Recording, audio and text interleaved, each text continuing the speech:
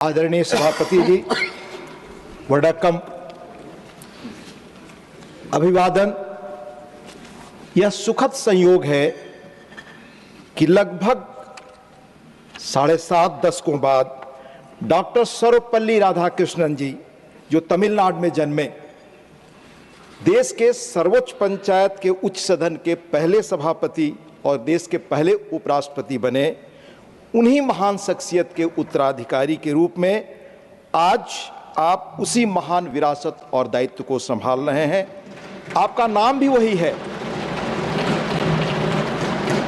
कहते हैं आपके जन्म के एक सप्ताह बाद आदरणीय राधाकृष्णन जी दूसरी बार उपराष्ट्रपति बने थे और उनके नाम पर आपका नाम रखा गया।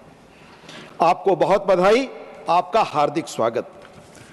सभापति जी, आप तमिलनाडु से आते हैं, महान राज्य जिसकी संस्कृति, भाषा, हेरिटेज और कंट्रीब्यूशन पर मुल्क को फक्र है, जहां हजारों वर्ष पहले महान संत तिरुवल्लुवर ने तिरुकुरुल महान ग्रंथ लिखा। कुरुल 571वें में कहा गया, उसका एसेंस है कि किसी समूह को पूरी क्षमता तक पहुंचने के लिए एक ऐसे रहनुमा नेता की आवश्यकता होती है जो सहानुभूति रखता हो, जो दूसरों की जरूरतों और भावनाओं को समझ सके, उनसे जुड़ सके। यह सहानुभूति नेतृत्व एक सकारात्मक माहौल को बढ़ावा देता है, जहां लोग खुद को मूल्यवान समझते हैं और सामान्य लक्ष्यों की दिशा में काम करने के लिए प्रेरित होते हैं। आपके अंदर दूसरों के प्रति सहानुभूति है, सकारात्मक माहौल बनाने की प्रबल इच्छा हमने देखी। आपके जीवन, आपसे हुई मुलाकातें, आपके प्रयास, काम के आधार पर और इधर विश्वविद्यालयों, सार्वजनिक संस्थानों, विधायिकाओं में संविधान दिवस के अवसर पर जो कुछ भी आपने कहा, उससे आपके व्यक्तित्व की 4-5 चीजें बड़ी विलक्षण और अलग मुझे लगती हैं। पहला, डायलॉग में यकीन, डिबेट में यकीन, दूसरे के मत को सुनना और सम्मान देना। दूसरा, कन्विक्शन, 16 वर्ष की उम्र में जो ठीक लगा, जो मार्ग आपको, जो आस्था, जो विचार पसंद आया, उस पर आप चले। इसकी परवाह आपने नहीं की कि उस विचारधारा के समर्थक वहां हैं या नहीं। यह आपके बारे में जानते हुए मुझे महान लिंकन के उस पत्र का स्मरण हुआ जो उन्होंने प्राइमरी स्कूल के उस अध्यापक को लिखा था जहां उनका बच्चा पढ़ता था। उसमें अनेक चीज़ों के साथ उन्होंने एक कामना और की थी कि मेरे बच्चे को ऐसी शिक्षा मिले, जब भीड़ कोई और चीज़ महसूस करती हो और वो अकेला हो, अकेले महसूस करे कि मैं ठीक रास्ते पर हूँ, तो उस पर चले। आप में यह गुण हमने पाया। कर्म के स्तर पर हमारे समाज की एक खासियत है। हमारे यहाँ हरिऔध सिंह उपाध्याय एक बड़े कवि हुए, उन्होंने कल्पना की हमारे यहाँ कर्मवीर हों। शब्दवीर बहुत मिलते हैं, आलोचना आसान है पर कर्म करना कठिन। आपने त्रिपुर के टेक्सटाइल इंडस्ट्री में बड़ा योगदान दिया। उसके बाद कोयर बोर्ड के अध्यक्ष के रूप में आदरणीय प्रधानमंत्री जी ने कहा, आपने बहुत रचनात्मक और बहुत बेहतर प्रयास किए। साथ ही लोकतंत्र में विधायिका के उसमें आपकी गहरी आस्था हमने देखी। आपसे जो भी मुलाकातें हुई उनके आधार पर कह सकता हूं कि आपका हमेशा एक ही कंसर्न हमने पाया, सदन में श्रेष्ठ संवाद कैसे हो। सभी अपना अपना पक्ष या मत रखें, पर संसदीय मर्यादाओं के तहत आपके नेतृत्व, रहनुमाई में यह उच्च सदन ऐसा ही आदर्श कायम करेगा, यह मेरा यकीन है। सभापति जी, आप जैसा मैंने उल्लेख किया तमिलनाडु से हैं। 10वीं सदी के चोल राजा परांतक पहले के उत्तर मेरूर अभिलेख में प्राचीन भारत के ग्राम पंचायतों में लोकतांत्रिक प्रक्रियाओं और पद्धतियों का विवरण दर्ज है। भारत में कैसे लोकतंत्र की जड़ें हजारों वर्ष पुरानी हैं, हमारे संविधान सदन की दीवारों पर हजारों वर्ष पहले आचार्य कौटिल्य का कहा लिखा है, प्रजा सुखे राज्ञम प्रजा नाम तू हिते हितम। प्रजा के हित में ही राजा का हित है और राजा और प्रजा के सुख में ही राजा का सुख है। आपके मार्गदर्शन में इसी भावना के तहत हम अपनी इस महान संस्था को, इस विरासत को आगे ले जाएंगे, यह विश्वास है। राजनीति में आपका आगमन आपकी वैचारिकी आस्था और दृढ़ता का प्रमाण है। 16 वर्ष की उम्र में जो विचारधारा और रास्ता पसंद किया, जो उसका मैंने उल्लेख किया, उसमें इसकी चिंता नहीं कि राज्य में आपकी विचारधारा के समर्थक बड़ी जमात में है या नहीं। आप अपने विचारों और आस्था पर अडिग चले, यह आपका कन्विक्शन है, यह उल्लेखनीय है। देश, समाज या संस्कृति का उत्कर्ष आपके चिंतन के मूल में हमेशा रहा। तमिलनाडु की राजनीतिक माहौल में आप गुरुदेव रविन्द्रनाथ टैगोर की पुकार एकला चलो रे के राही बने। आपने नदियों को जोड़ने, आतंकवाद, नशाखोरी और छुआछूत के खिलाफ 93 दिनों की 19,000 किलोमीटर लंबी राज्यव्यापी रथ यात्रा की।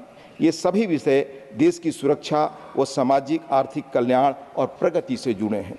इन्हें लेकर आप जनता के बीच में गए। 2 बार कोयम्बटूर से आप सांसद बने, लोकसभा में आए। 2004 से 6 तक आपने राज्य के दल के प्रदेश का अध्यक्ष पद संभाला। राजनीतिक कार्यकर्ता के रूप में भी आप सीधा जनसंवाद में विश्वास करते हैं। लोगों की बातों को समझने, उनके मतों के प्रति आदर, सम्मान और सहानुभूति का भाव आप में शुरू से रहा है। राज्यपाल के रूप में झारखंड, तेलंगाना, महाराष्ट्र राज्यों की शैक्षणिक, साहित्यिक और सांस्कृतिक संस्थाओं से आपने संवाद किया। राज्य के संवैधानिक अभिभावक के रूप में आपने लोगों को प्रोत्साहित किया और एक अलग पहचान और जगह बनाई। झारखंड के राज्यपाल के रूप में आपने सभी 24 जिलों का दौरा किया, वहाँ के प्रशासन से चर्चा की और आदरणीय प्रधानमंत्री जी ने बताया कैसे आपका लोगों से भावनात्मक लगाव बना। इसी तरह महाराष्ट्र में भी राज्यपाल के रूप में आपने जिलों का दौरा किया, खासकर जनजातीय क्षेत्रों में व्याप्त स्थानीय समस्याओं को सुलझाने में हर प्रकार से स्थानीय प्रशासन को मार्गदर्शन और सहयोग दिया। कोयर बोर्ड के अध्यक्ष के रूप में आपने देश के तटीय इलाकों और खास तौर से केरल में कोयर उद्योग के लिए दीर्घकालिक प्रयास किए। इस क्षेत्र में मूलतः ग्रामीण महिलाएं और जनजातीय परिवार जुड़े। नारियल के कोयर से बनी टाइलें, जमीन के क्षरण को रोकने के लिए कोयर मैस, कोयर के बने मैट्रेस, कोयर खाद इत्यादि ऐसे अनेक कोयर उत्पाद हैं जिनके लिए देश में बड़ा बाजार उपलब्ध है और आपने उनको बढ़ाने के लिए उल्लेखनीय काम किया।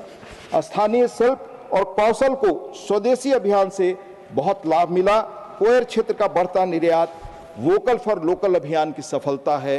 स्वदेशी आंदोलन का लक्ष्य ही इन वर्गों को देश की अर्थव्यवस्था की मूल धारा से जोड़ना है। जनसंवाद की यह प्रक्रिया संवैधानिक दायित्व के संभालने के बाद और तेज हुई। इस वर्ष 15 नवंबर को जब आप भगवान बिरसा मुंडा की जयंती के अवसर पर महामहिम राष्ट्रपति जी और आपके साथ संसद परिसर में स्थित धरती आबा की प्रतिमा पर पुष्पांजलि अर्पण करने का मौका मिला, तो हमें रियलाइज हुआ कि देश के सर्वोच्च दोनों संवैधानिक पदों पर आसीन विभूतियों का संबंध भगवान बिरसा मुंडा की पुण्यभूमि से भी है। आप दोनों ने ही झारखंड के राज्यपाल को पद को सुशोभित किया है। चंद दिनों पहले हमने 26 नवंबर को संविधान दिवस मनाया। उस दिन आपका कहा मैं कोट करने की अनुमति चाहूंगा। I quote, as people's representative, it is our prime duty, be it in the parliament or the state legislature or in the local bodies, to adopt dialogue, debate and discussion to serve the people's rightful aspirations. आपने यह भी कहा, the members of the Constituent Assembly debated and discussed over a period of 2 years, 11 months with common goal to create a landmark constitution for our motherland. यह याद दिलाते हुए आपने हम सबसे अपेक्षा की, आप ही के शब्दों में कहना चाहूँगा, इन द सेम स्पिरिट और constitution makers we should now work towards the good of विकसित भारत ड्यूरिंग द अमृत काल। आपने सही कहा, संविधान निर्माताओं के मूल सपनों को साकार करने का दायित्व आज हम सबके कंधे पर है। हाउस के रूल्स प्रोसीजर के बीच रहकर अधिक से अधिक हम श्रेष्ठ डिबेट कर सके, यह हमारी मूल जिम्मेदारी है, यह आपकी भावना भी। लोकतंत्र में संसद या विधानसभाएं ही देश की नियति का पथ प्रदर्शन करते हैं। हमने अपने लिए 47 तक एक विकसित भारत का लक्ष्य नियत किया है। इस तेजी से बदलते जियोपॉलिटिकल संसार में हमें अपनी भूमिका को हमेशा याद रखनी होगी। आर्थिक ताकत और टेक्नोलॉजी ही आज मुल्कों का भविष्य तय कर रहे हैं। तेजी से बदलती टेक्नोलॉजी के युग में हम हैं। आज ही हमने पढ़ा, एक भारतीय से ही दुनिया के टेक्नोलॉजी के श्रेष्ठ सूत्रधारों में से एक ने कहा है कि हम एआई की सुनामी के दौर में हैं। हर टेक्नोलॉजी बदलाव समाज में डिसरप्शन भी लेकर आता है। यह बदलाव तेज होगा और उस वक्त लोग चाहते हैं कि कोई बड़ा बदलाव न हो, जैसे कंप्यूटर आया तो हम सबके लगा कि एक नई चीज आ रही है, उसका विरोध भी हुआ। पर ये चीजें अनिवार्य है, समय आगे बढ़ता है, दौर पीछे छूट जाते हैं। हम समय के साथ अगर नहीं रहे तो पीछे छूटेंगे। आज भारत उसी स्थिति में AI, machine learning, robotics, quantum computing, drone technology जैसे नई टेक्नोलॉजी के साथ है। हमें संसार के इस बदलाव के बीच प्रासंगिक रहना है, इसमें विधायिका की अहम भूमिका है। आज भारत ने फाइनेंस, टेक्नोलॉजी और इसके साथ जो हमारे टैलेंट पुल है सॉफ्टवेयर वगैरह में, हम उस कगार पर हैं। हमें शीर्ष राजनीतिक नेतृत्व के रूप में संसद और उसके उच्च सदन के रूप में राज्यसभा को इस बदलाव की अगुवाई करनी चाहिए। नई तकनीकों को न केवल अपनाना होगा बल्कि उन्हें समावेशी भी बनाना होगा। टेक्नोलॉजी डिवाइड से समाज को बचाना होगा। आज टेक दिग्गज जीन एडिटिंग में निवेश कर रहे हैं, डिजाइनर बेबी का ट्रेंड शुरू हो रहा है। हमें इन चीज़ों पर गौर करना होगा। दूसरी ओर बहुत सारे ऐसे कानून हैं, पिछले लगभग हमने एक दशक में 1,500 से अधिक कानूनों को हमने पुराने निरस्त किया है। पर अभी मैंने सुप्रीम कोर्ट का एक पढ़ा कुछ ही दिनों पहले कि 300 साल पुराने कानूनों से हम आज भी कई चीज़ों में प्रॉपर्टी सेलिंग से लेकर संचालित हैं। हम सब विधायिका को, विधानसभाओं को इन चीज़ों पर काम करने के लिए बहुत चीज़ें हैं। हाल में हमने किताब पढ़ी, मैं उल्लेख करना चाहूँगा, breakneck China's quest to engineer the future by Dan Wang. यह दुनिया की दो बड़ी ताकतों के बारे में है, पर दुनिया के हर देश और हर नागरिक के लिए संदेश से भरा। हमारे लिए भी विचारकों का एक वर्ग कहता है कि एक बड़े देश के लिए लिखा खत है वहाँ के नीति निर्माताओं से लेकर नागरिकों के लिए। उसमें एक प्रसंग है। प्रसंग यह है कि कैसे और किस कार्य पद्धति से कोई मुल्क बड़ा बनता है। एक बड़ी परियोजना के बारे में 2008 में कैलिफोर्निया के वोटर्स ने high speed rail link San Francisco और लॉस एंजल्स के बीच अप्रूव किया। ठीक इसी समय बीजिंग संघाई के बीच high speed rail link line construction शुरू हुआ। रफली दोनों के बीच डिस्टेंस बराबर, लगभग 800 माइल, 1300 किलोमीटर। इस देश ने 2008 में शुरू कर 2011 में पूरा कर लिया। खर्च $36 बिलियन आया।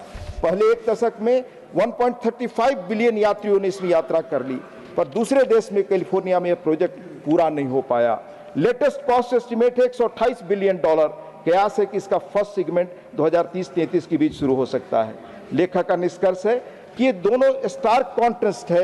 एक एटीट्यूड हम कैसे बदलें, इस तरह से हम लोकतांत्रिक संस्थाओं को, जड़ों को और मजबूत कैसे कर सकते हैं। इस बदलते संसार में हमें वजूद अपने मजबूत करने के लिए समर्थ होना है। हमें सभी दलों की आम सहमति, संसद और विधायिका की इसमें बड़ी भूमिका है। तेजी से बदलती तकनीक के दौर में खुद हम सब राज्यसभा के कामकाज में तकनीक अपना रहे हैं। एक महत्वपूर्ण क्षेत्र जिसमें टेक्नोलॉजी का प्रयोग हो सकता है तेजी से, वो है इंटरप्रिटेशन। हमारे सभी सदस्य अपनी भाषाओं में प्रखर वक्ता हैं। भारत की हर भाषा समृद्ध है। पिछले कुछ सत्रों में सदस्यों द्वारा अपनी मातृभाषा में बोलने का चलन बढ़ा है। तमिल, तेलुगु, कन्नड़, मलयालम के अलावा बांग्ला, असमिया, उड़िया, पंजाबी आदि में भी सदस्यों ने भाषण दिए। भारत सरकार ने भारतीय भाषाओं के परस्पर अनुवाद के लिए भाषणी ऐप तैयार किया है। सदन के कामकाज में इस ऐप का प्रयोग किया जा सकता है। इस ऐप का शब्दकोश भी धीरे धीरे और विस्तृत होगा। भाषा का प्रश्न जो हम 75 वर्षों में नहीं सुलझा सके, टेक्नोलॉजी के मदद से आज हम सुलझाने के कगार पर हैं। इसी प्रकार अन्य क्षेत्रों में भी हम तकनीक का प्रयोग और बढ़ा सकते हैं। आदरणीय सभापति जी, राज्यसभा की शायद पहली बैठक में ही सदस्यों को संबोधित करते हुए डॉक्टर राधाकृष्णन ने उम्मीद जताई थी कि यह सदन संविधान में दी गई अपनी भूमिका को जस्टिफाई करेगा, जल्दबाजी में आए विधेयकों पर निष्क्रिय होकर विचार करेगा। उन्होंने कहा था, we should try to do everything in our power to justify to the public of this country that a second chamber is essential to prevent hasty legislation. We should discuss with dispassion and detachment proposals put before us. लेकिन इसका अर्थ विधायी बिलों को रोकना या लटकाना नहीं था। यह बात ड्राफ्टिंग कमेटी के सदस्य श्री गोपाल स्वामी अयंगर ने संविधान सभा में स्पष्ट कर दी थी। And I quote, I think on the whole the balance of consideration is in favor of having such a chamber, that is second chamber, and taking case to see that it does not prove a clog either to legislation or administration. यह खुला सार्वजनिक सच है कि हाल के दिनों में सदन में व्यवधान बढ़े हैं, उत्पादकता घटी है। इस स्थिति को सुधारना आपके मार्गदर्शन में मिलकर हम सबका दायित्व है। हम सभी साथी हैं जो भी यहाँ हैं, सहयोगी हैं। विचारधाराओं में भिन्नता तो लोकतंत्र की शक्ति है। व्यवधान पैदा करके उसे सदन की कमजोरी हम क्यों बनाएं। आपके मार्गदर्शन नेतृत्व में हम मिलकर ऐसे व्यवधानों को दूर करेंगे और तेजी से बदलती आज की दुनिया में सार्थक भूमिका निभाएंगे। यही हमारी कामना है। आपके नेतृत्व में हम सबके लिए चुनौती है कि कैसे संसदीय व्यवस्था का पुराना गौरव पुनः साकार हो, जीवंत हो। अगर हमने नहीं किया तो इसकी बड़ी कीमत होगी। अपनी बात खत्म करता हूं। ऋषि तुल्य प्रख्यात और मुखर सांसद शायद 8 या 9 बार रहे स्वर्गीय हिरेन मुखर्जी जी ने कहा था, if parliament did not prize its dignity, its powers also will be imperilled. अगर संसद ने अपनी गरिमा, अपने महत्व की रक्षा नहीं की तो इसके अधिकार भी खतरे में होंगे। आपके अच्छे स्वास्थ्य की कामना के साथ सुखद भविष्य के लिए बहुत शुभकामनाएं और हम उम्मीद करते हैं कि हम मिलकर एक नई राह, नई पहचान बनाएं। बहुत बहुत